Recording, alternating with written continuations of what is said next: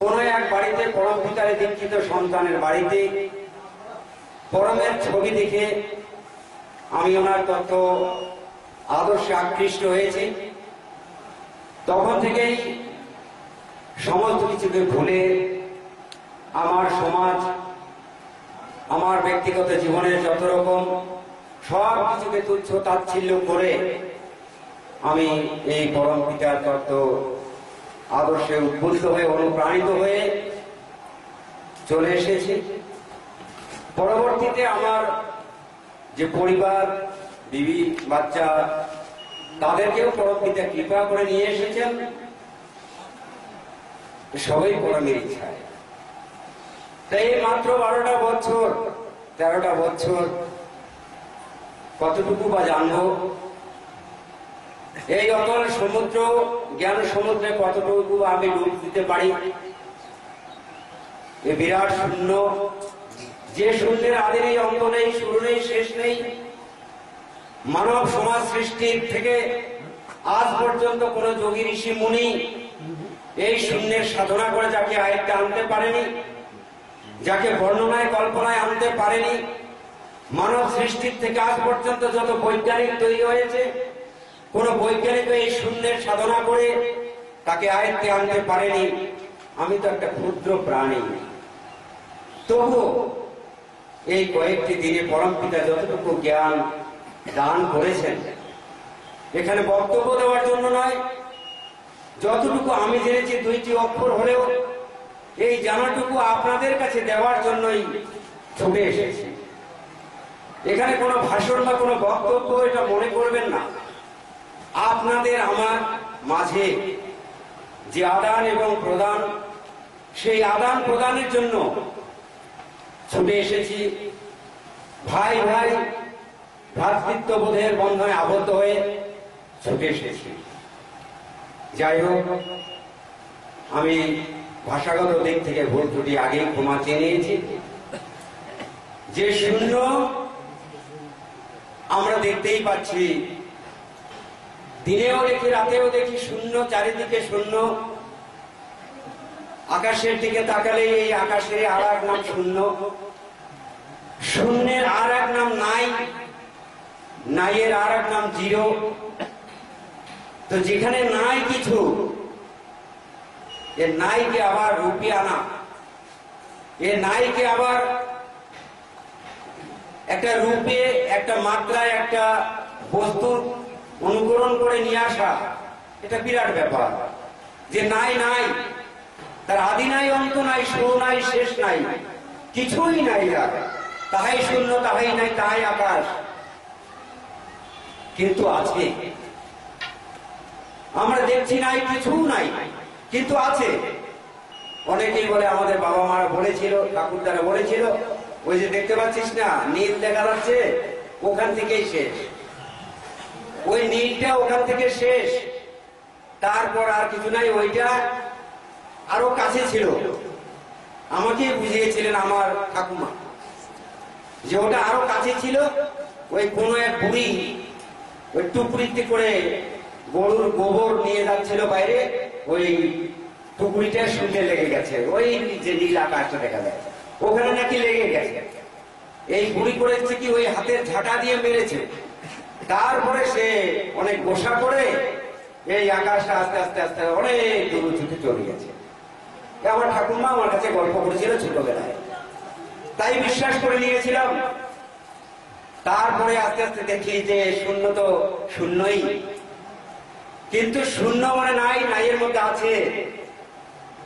তাই আমরা যত রকম দেব দেবীর ছবিগুলো দেখতে পাচ্ছি, যত মূর্তি মানচিত্র গুলো দেখতে পাচ্ছি, তাদের এই শূন্যের ইঙ্গিত সেখানে রয়েছে। শিবের হাতে তবু তখন শঙ্খ আবিষ্কার হয়নি। এই সমুদ্র থেকে এক জাতীয় পোকা তুলে, এক জাতীয় জীব তুলে এনে ফুটো করে শঙ্খ বানানোটা ছিল না। তাই একটা মহিষের শিং, সেই খোলসটা সেটাই হাতে নিয়ে একদিকে আগার দিকে ফুটো করে শিব সেটাকে বাজিয়ে সেখান থেকে সেই শূন্যের ওঙ্কার ধ্বনি বিগত করেছিলেন, বুঝিয়ে দিয়েছিলেন এই শূন্যের সুরের সাধনা এইভাবে দেখা যাচ্ছে সত্যনারায়ণের হাতে শঙ্খ রয়েছে, তিনি সেখানেও একটা সেই শূন্যের যে সুর, সেই সুরের একটা ইঙ্গিত বহন করে আসছেন। এভাবে সমস্ত দেব দেবতারা নিয়ে এসেছেন সেই শূন্যের যে সুর, সেই ওঙ্কার, সেই ওঙ্কারের সুরটাকে বহন করে নিয়ে এসেছেন। তাই আমি কিছু ইসলামিক ভাষায় বলছি, যদি এখানে কোনো মুসলমান ভাই থেকে থাকেন নিশ্চয় বুঝবেন, বা এখানে না থাকলে যদি অন্তরালে কেউ থেকে থাকেন, আমি অনুরোধ করব আপনারা যদি কাছে আসেন। এই অনুষ্ঠান শুধু সন্তান দলের ভাই বোনদের জন্য নয়, এই অনুষ্ঠান বিশ্বের প্রতিটি মানুষ, গাছ বৃক্ষ তরুলতা কীট পতঙ্গ অণু পরমাণু সকলের জন্য এই বেদের অনুষ্ঠান, বৈদিক অনুষ্ঠান। এখানে সবাই অংশগ্রহণ করতে পারে, তাতে কারো জাত যায় না। এই জাত যাওয়া যাবে আমাদের ভুল বোঝাবুঝি ছাড়া আর কিছুই নয়। আমাদের কোনো জাতপাত বলে কিছু নেই, আমরা সেই শূন্যের সত্তা, আমরা সবাই মানুষ। কীট পতঙ্গ, পিপিলিকা, জীব জানোয়ার, বাঘ ভালুক, হাতি গন্ডার, সমুদ্রের নিচে যত জীব আছে প্রত্যেকেই সেই শূন্যের সত্তা। আমরা জীব, আমরা সবাই জীব জাতি। এখানে আমাদের মধ্যে কোনো তফাৎ, কোনো ভেদাভেদ, কোনো জাতপাত এসবের কিছু নেই। তাই আমি আহ্বান করব আপনারা এখানে এসে এই বৈদিক অনুষ্ঠানকে সাফল্যমণ্ডিত করবার হাত আপনারা বাড়িয়ে দিন। আসুন, সামনাসামনি দেখা হলে আমি একটু খুশি হব যে ওই পুরুলিয়া অঞ্চলে গিয়ে সেখানকার অনেক মুসলমান ভাইদের সঙ্গে আমার দেখা সাক্ষাৎ হলো, অনেক আলাপ আলোচনা হলো, খুব আনন্দ পেলাম। এটাও আমি উত্তরবঙ্গের জলপাইগুড়ি গিয়ে বলতে পারবো। এই শূন্য 1,24,000 পয়গম্বর এসেছিলেন, তার এই শূন্যের কথা বলে গেছেন। শেষ পয়গম্বর হযরত মুহাম্মদ, তিনি এসে এই শূন্য মন্ত্রেই সবাইকে দীক্ষিত করলেন। 42 বছর বয়সে তিনি যখন ওই হেরা পর্বতের গুহার ভিতরে তপস্যা করে 42 বছর বয়স কলেমা প্রাপ্ত হলেন। যে প্রথম কলেমা লা ইলাহা ইল্লাল্লাহ মুহাম্মাদুর রাসূলুল্লাহ, এই যে কলেমা, এই কলেমা প্রাপ্ত হয়ে এই কলেমায় সবাইকে দিয়ে ইসলাম ধর্মে দীক্ষিত করেছিলেন। লা মানে নাই, লা মানে নাই, ইলাহা মানে আছে। নাই আবার আছে, কথাটা কিরকম যেন। লা মানে নাই, ইলাহা মানে আছে। এই নাই এর মধ্যে আছে, নাইটা কে নাই? এই মহাশূন্য যে দেখা যাচ্ছে, এর কোনো আকার নাই, এর কোনো আকার নাই। এই শূন্যটা কত বড়, এটাকে কেউ মাপকাঠিতে আনতে পারেনি। তাই এর কোনো আদি নাই, অন্ত নাই, শুরু নাই, শেষ নাই। এই নাই এর মধ্যে আছে কি আছে? চৈতন্য সত্তা, চেতনা শক্তি। এই চেতনা শক্তিতে ভরপুর এই মহাশূন্য, যার একটা সুচাগ্র পরিমাণ বাদ করতে পারে না, একটা সুচাগ্র পরিমাণ জায়গা বাদ করতে পারে না যে এখানে সেই চৈতন্য সত্তা নাই। সেই চেতনা শক্তিতে ভরা এই মহাশূন্য, এই শক্তিটা বিরাট শক্তি, এমনই শক্তি, সেটাকে বলছে, ওইটার নামকরণ করা হলো আরব দেশের ভাষা দিয়ে আল্লাহ। আল মানে সমস্ত, লা মানে নাই, কথাটা ওই জায়গায় আসছে। আল মানে সমস্ত, লা মানে নাই। যা কিছু আমরা দেখতে পাচ্ছি সমস্ত নাইয়ের মধ্য থেকে এসেছে, সমস্ত কিছু নাইয়ের মধ্য থেকে এসেছে। আর এই সমস্ত কিছু নাইয়ের মধ্যে হারিয়ে মিশিয়ে যাবে। তাই আল্লাহ, ওনার নামকরণ করলেন আল্লাহ, যেটা চৈতন্য সত্তা, এই মহাশূন্যের যে নাইয়ের মধ্যে আছে সেটা চৈতন্য সত্তা। আরবি ভাষায় নামকরণ হলো আল্লাহ। সেটা কি রকম শক্তি? সেই চৈতন্য সত্তা কতটা শক্তি? বলছে হুয়া আকবার, সর্বশক্তিমান। হুয়া আকবার মানে সর্বশক্তিমান, যার উপরে আর কোন শক্তি নেই, সর্বশক্তিমান। তাই বলছে লা শারীকা লাহু, লা মানে নাই, শারিক মানে সমকক্ষ, আলাহু মানে আল্লাহ, সেই আল্লাহ সেই যে সর্বশক্তি চৈতন্য সত্তা চেতনা শক্তি তার সমকক্ষ আর কেহ থাকতে পারে না। তিনি নিরাকার, যে দাদা বলে গেলেন দেখা যাচ্ছে না, শূন্যটা আছে, চেতনা শক্তি আছে কিন্তু দেখা যায় না। এত বড় শক্তি, সেটা সর্বশক্তি, সেই শক্তির উপর আর কোন শক্তি নাই। সেই শক্তিকে, সেই চেতনা শক্তি, তার একটা ইচ্ছা হয়েছিল, তিনি সর্বশক্তি, যা খুশি করতে পারে। সেই চেতনা শক্তির ইচ্ছা, আমি এভাবে থাকবো না, এভাবে কতদিন থাকবো। তখন দিন রাত করে তার কিছু ছিল না, এসব কিছুই হয়নি, এসবের কিছু হয়নি। তখন সেই চৈতন্য সত্তা ভাবছে এক, আমি একা, একেলা, আমাকেই আমি অনন্ত গতিতে প্রকাশ করে দেব। শুরু হয়ে গেল খেল। যখনই শুরু এই চিন্তাটা, চেতনার থেকে চিন্তা যখনই শুরু, ইচ্ছা শক্তি জাগলো, সেন্স এনার্জি, তখনই শুরু হয়ে গেল খেল, কম্পন। তার যে একটা কম্পন, সেখান থেকে সাউন্ড এনার্জি, শব্দ শক্তি ভেসে আসতে লাগলো। সেই শব্দ শক্তি মহাশূন্য মহাপাকার থেকে এমন ভাবে আসছে, এই শব্দটা ভয়ঙ্কর, যেটাকে রূপ আমরা কেউই দিতে পারবো না। যত বড় পৃথিবীর বিখ্যাত জানোয়ার একটা যদি চিৎকার করে, ওই শব্দটা কাঁদতে পারবে না। এমনই শব্দ তরঙ্গ ছুটে চলল। পবিত্র কোরআনের মধ্যে সে কোথায় আছে? কোন বেজলিল্লাহ, কোন শব্দ থেকে এই বিশ্ব ব্রহ্মাণ্ডটা সৃষ্টি হয়েছে? কোরআনও বলছে একটা শব্দ থেকে বিশ্ব ব্রহ্মাণ্ডটা সৃষ্টি হয়ে গেল, শব্দ থেকেই হল। কিন্তু শব্দের আগে কি ছিল? সেই শব্দটার আগেই এই যে মহা চৈতন্য সত্তায় ভরপুর, সেই চৈতন্য সত্তার ইচ্ছা, সেখান থেকে কম্পন শুরু, শব্দ শুরু। সেই শব্দ ভয়ঙ্কর শব্দ যদি হয়, যেটা সাউন্ড ভাইব্রেশন, এই সাউন্ড ভাইব্রেশন অতিরিক্ত হলে কি হবে? যেটাকে বিজ্ঞান সাক্ষ্য দেয়, প্রমাণ দেয়, তখন উত্তপ্ত হবে। উত্তপ্ত হবে হিট এনার্জি, তখন তাপ শক্তি সৃষ্টি হবে।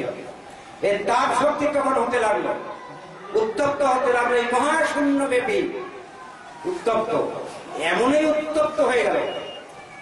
হিট এনার্জি থেকে আসে গিফট এনার্জি, একটা বস্তুর সৃষ্টি হয়ে গেল। কি? অতিরিক্ত উত্তপ্ত হলে অগ্নি প্রজ্বলিত হবে, আগুন জ্বলে।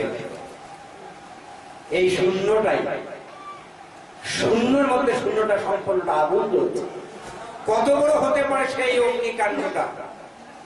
কতটা হতে পারে?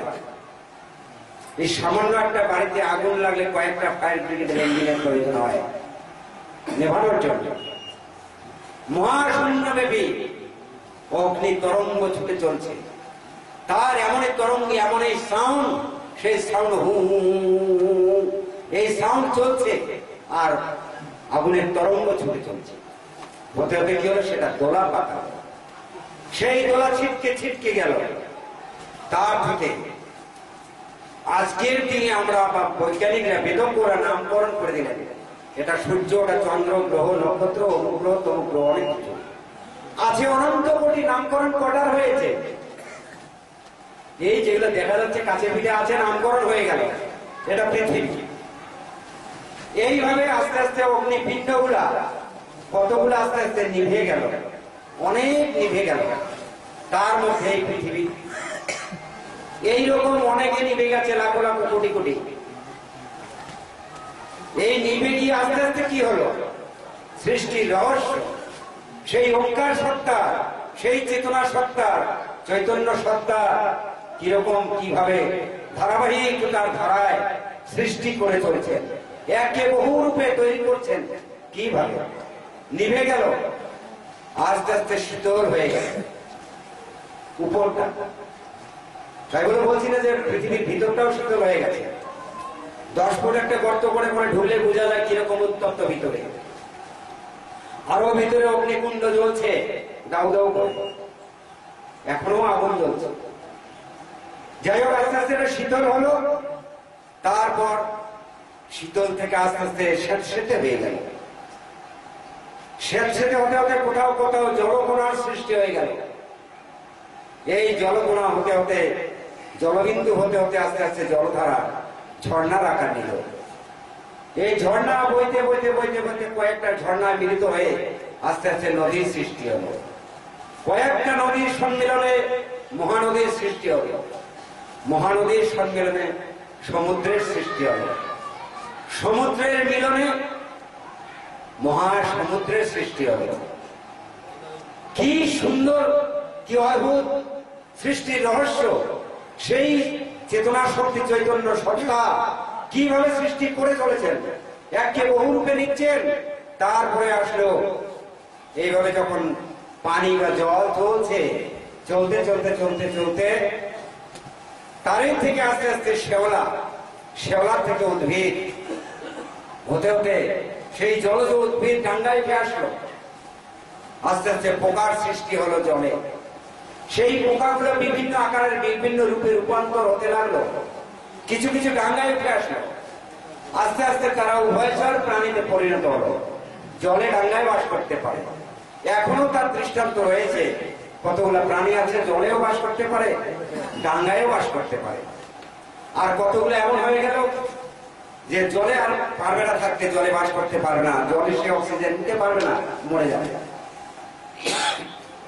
তারা ডাঙ্গার মানে তারা হয়ে গেল, স্থলের প্রাণী হয়ে গেল। এইভাবে আস্তে আস্তে সেই প্রাণীগুলো রূপে রূপান্তর হতে হতে তারই থেকে আমরা এই মানুষ নামক জীবটা সৃষ্টি হলাম। তারই থেকে আমরা মানুষ নামক জীবটা সৃষ্টি হলাম। এইবার আমরা যে ওঙ্কারের সত্তা হই কি না, প্রত্যেকটা জীব ওঙ্কারের সত্তা কিনা তার প্রমাণ, তার সাক্ষ্য প্রমাণ তারা বহন করে নিয়ে এলো। কি আজকে এত সুন্দর ভাষায় কথা বলছি, আমি হয়তো আপনাদের মতো শিক্ষিত নই, এখানে ইংরেজি ফার্সি বলতে পারবো না, হিন্দি উর্দু বলতে পারবো না, সহজ সরল বাংলায় বলে যাচ্ছে। তো হাজার হাজার ভাষা পৃথিবীতে আছে, এটা অন্তত জানি আমরা। কত সুন্দর সুন্দর ভাষার সৃষ্টি হয়ে গেছে। সব ভাষাগুলো শুনতে খুবই ভালো লাগে, শুধু শোনারই ইচ্ছা করে। কিন্তু আগে এসব ভাষা বলে কিছু ছিল না। যেমন অন্যান্য প্রাণীরা আছে, তাদের থেকে আমরা কোনো ভাষা খুঁজে পাই না। হয়তো আছে তাদের, তারা খুঁজে, কিন্তু আমার মনে হয় এটা আমার ব্যক্তিগত ধারণা। কেননা আমি তো এরকম সাধক নই, অন্তর্জামিত তো আমার নেই, তার ভাষা আমি বুঝবো। আমি সলেমান পয়গাম্বর নই, সবার ভাষা বুঝবো। সলেমান পয়গাম্বর যেমন সকলের ভাষা বুঝতেন, কোথাও বলতে পারতেন সবার সঙ্গে, আমি তো তেমনটি নই। আমার মনে হয় তাদের যে শব্দের ভাব ভঙ্গিমা গুলা, সেই ভাব ভঙ্গিমায় কোন অর্থ প্রকাশ করছে তারা তাতেই বুঝে নেয়। ঠিক সেই রকম মানুষও আমরা ছিলাম।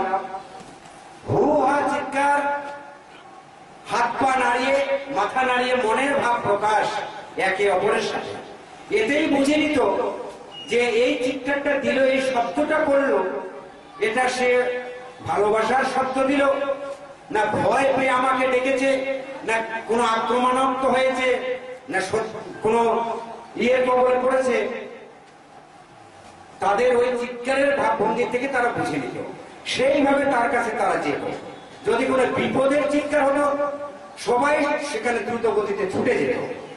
তাহলে একটা শব্দ কিন্তু ছিল, সেই শব্দটা কি মূল শব্দ, সেই যে ওঙ্কারের সত্তা, ওঙ্কারের বীজ যে আমরা যে সেই শূন্যের সত্তা, শূন্য থেকে যে ওম শব্দ বিশেষে ছিল, সেই ওঙ্কারের বাচ্চা যে আমরা, সেখান থেকে আমাদের ভিতর থেকে তাই সেই শব্দ রয়ে গেল।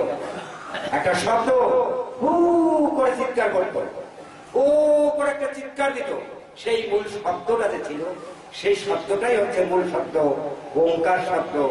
সেই ওম ধ্বনি, নাট্যধ্বনি, প্রণব ধ্বনি, সেইটাকে ভাঙিয়ে ভাঙিয়ে বেদজ্ঞরা আমাদের চলার সুবিধার জন্য, আমাদের কাজের সুবিধার জন্য ভবিষ্যৎকে চিন্তা রেখে ওই একটা শব্দকে ভাঙিয়ে ভাঙিয়ে তারা অনেক রকম অক্ষরে পরিণত করলো, যুক্তাক্ষর যুক্ত বর্ণ করে শব্দের সৃষ্টি করলো।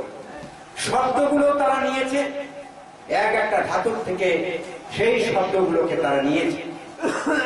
যাই হোক, ভেতর করে সেই মূল শব্দটাকে ভেঙে ভেঙে এই সব ভাষাগুলোকে তৈরি করেছিলেন কাজের সুবিধা। আর তাই নিয়ে আজ আমরা কত সুন্দরভাবে মানব সমাজের এই মানুষ জীবনযাপন করছে, কতটা সুবিধা হয়ে গেছে। সেই আগের মতো বনবাসীদের মতো ওই বন মানুষের মতো হুহা চিৎকার করতে হয় না। কিন্তু এখনো আমাদের সেই মূল শব্দ, সেই ওঙ্কার সত্তা, ওম ধ্বনিটাই বেরিয়ে আসে কয়েকটা অবস্থায়। তখন আমরা যতই দার্শনিক হই, বৈজ্ঞানিক হই, প্রফেসর হই, ইঞ্জিনিয়ার হই আর প্রিন্সিপাল হই, যত বড় আমরা সাহিত্যিক হই না কেন, যত ভাষা জ্ঞান থাক না কেন, কোন ভাষাই তখন আমার মুখ থেকে আর বের হয় না। একটা জন্মাবার পর কিছুদিন যাবত সেই ওয়া ধ্বনি, ওঙ্কার ধ্বনি, ওয়া ওয়া করে কান্না, বিভিন্ন প্রাণীরা বিভিন্ন ভাবে ওই এক শব্দটা আসে, কিন্তু সেই মূল শব্দ ওম শব্দটাই আসছে। সেই বাচ্চাবেলায় একটা, তারপর কোন ব্যথা বেদনায়, যে ব্যথা বেদনায় হঠাৎ একটা ব্যথা বেদনায় যে আঘাত পেয়ে যে একটা শব্দ বেরিয়ে আসে, তখনও কিন্তু আমাদের ভিতর থেকে ওই ইংরেজি, ফার্সি, ক্যালিফোর্নিয়া, আরবিয়ান, বাংলা, ইংরেজি কোনোটা ভাষা আমাদের মুখ থেকে আসে না। আসে উ উ হোঁচট খেলে তখনও কিন্তু এই ওঙ্কার ধ্বনি, ওম ধ্বনি, মূল যে ধ্বনিটা, মূল যে শব্দটা, সেটাই বেরিয়ে আসে। মৃত্যু সজ্জায় তখনও কিন্তু কোনো বাংলা, ইংরেজি, ফার্সি ভাষা আসে না। সুন্দর সুন্দর ভাষা তখন আর আবিষ্কার করে বলে না, শুধু ওই ওম শব্দটাই ভিতর থেকে আসছে।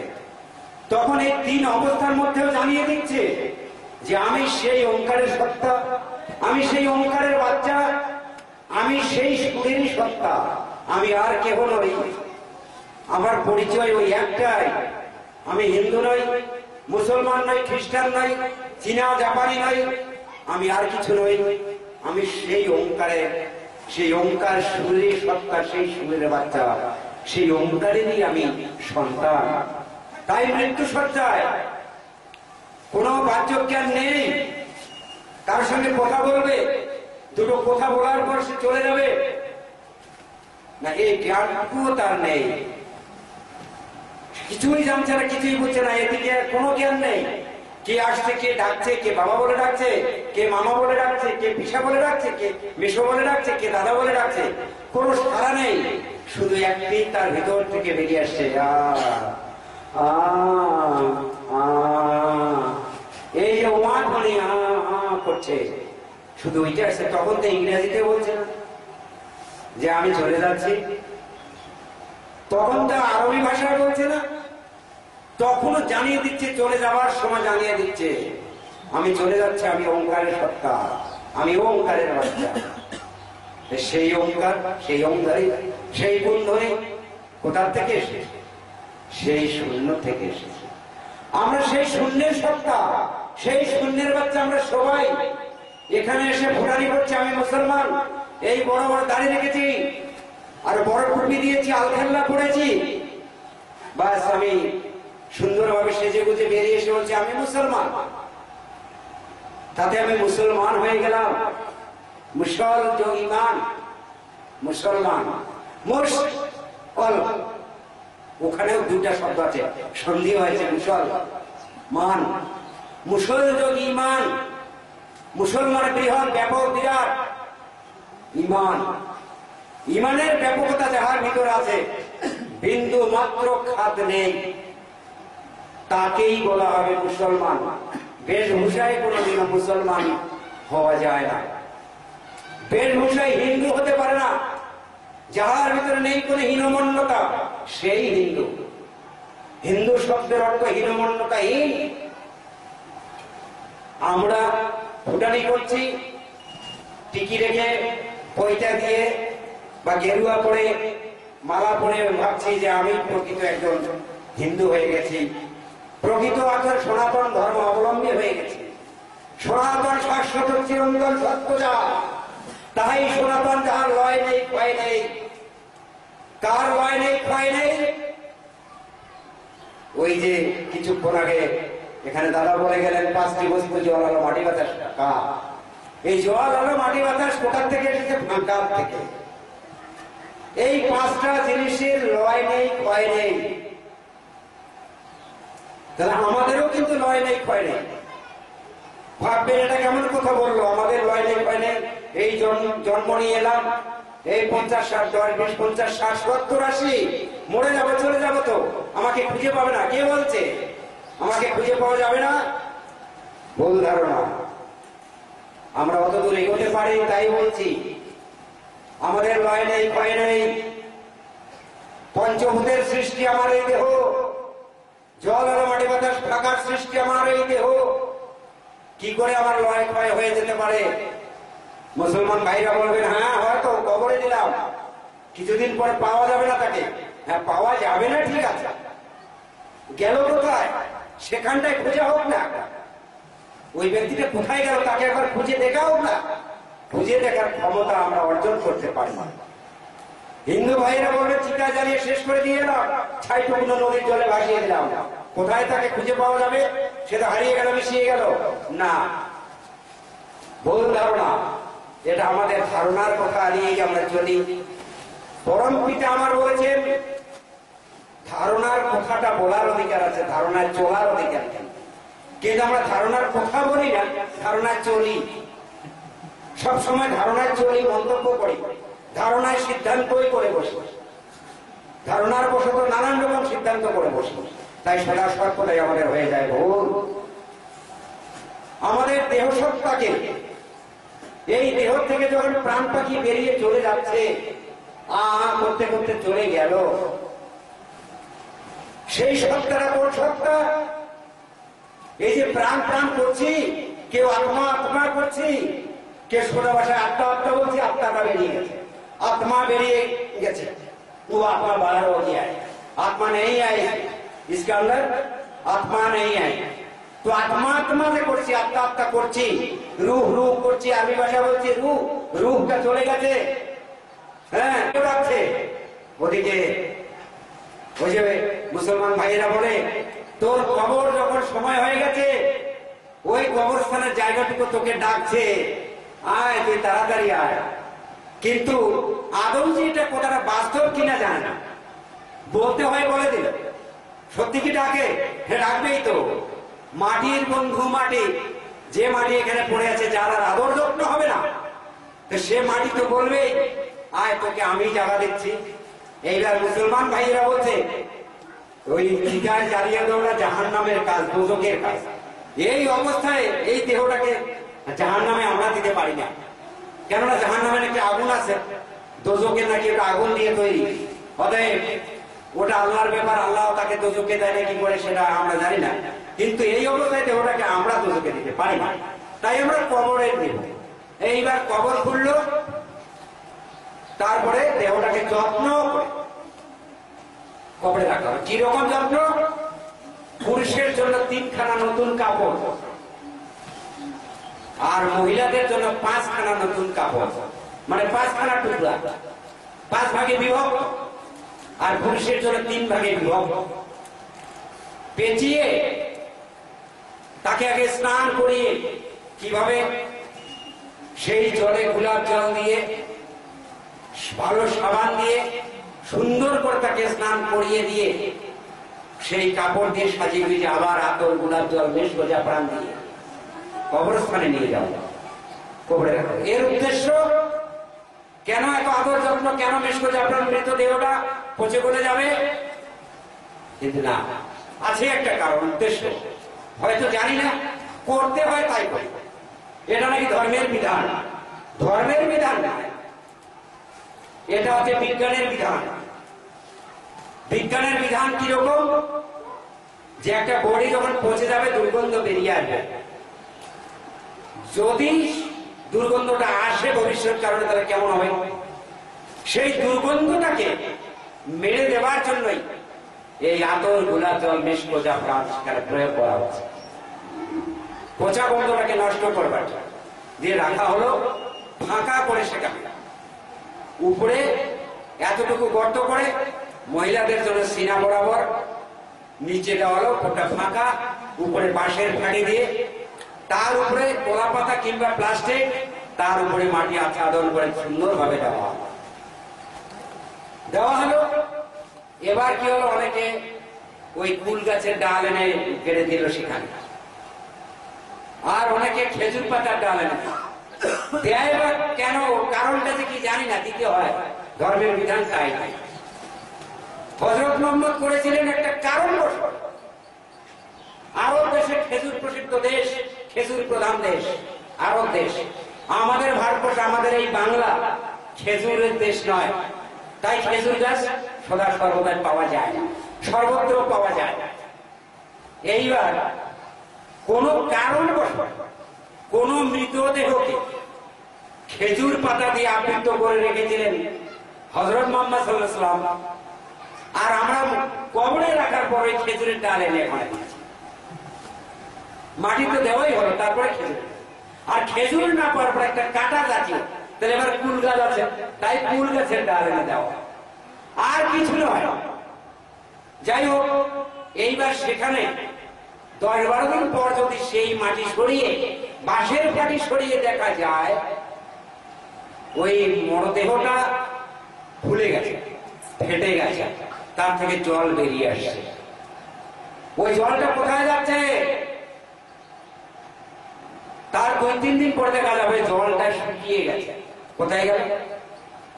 এই মাটিতে যে জল আছে সেই জলের সঙ্গে জল মিশিয়ে গেছে, হারিয়ে গেছে।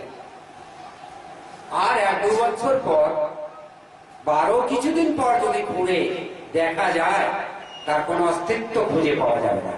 কোথায় গেল না, সে মাটিটা মাটির সঙ্গে মিশে গেছে। তাই মাটি দেওয়ার সময় বলা হয় মিনহা খালাকনাকুম ওয়া ফিহা নুঈদুকুম ওয়া মিনহা নুখরিজুকুম তারাতান উখরা। পবিত্র কোরআনের মধ্যে আছে। এই আয়াতটা পাঠ করে করে মাটিগুলা 3 বার পড়ে। অর্থ, হে মাটির মানুষ, কি বলা হচ্ছে শুনুন, হে মাটির মানুষ, তুমি মাটি দিয়ে তৈরি হয়েছিলে, আবার এই মাটিতেই মিশে যাও। কত সুন্দর কথা, মহান আল্লাহ বলছেন এই কথাটা। কোরআনের বাণী মানে আল্লাহর বাণী, স্বয়ং আল্লাহর বাণী, যে মাটির মানুষ তুমি মাটি দিয়ে তৈরি হয়েছিলে, আবার মাটিতেই মিশে যাও। তবে সব মিলিয়ে আমি কোথায় মিশে গেলাম? এ মাটিও সেই মহাশূন্যের মধ্যে বাস করে। যাই হোক, ওদিকটা পড়ে আসছি। এবার আসল হিন্দু ভাইরা ওই দুটোকে নিয়ে বলো হরি হরি বল করতে করতে ওই নদীর পাড়ে নিয়ে গেল। কোথায়? শ্মশান ঘাটে। দুটো বস্তু কিন্তু 3টা আগে চলে গেছে, জল আর মাটিকে নিয়ে যাচ্ছে, নিয়ে চুল্লিতে তুলে দিল, আগুন ধরিয়ে দিল।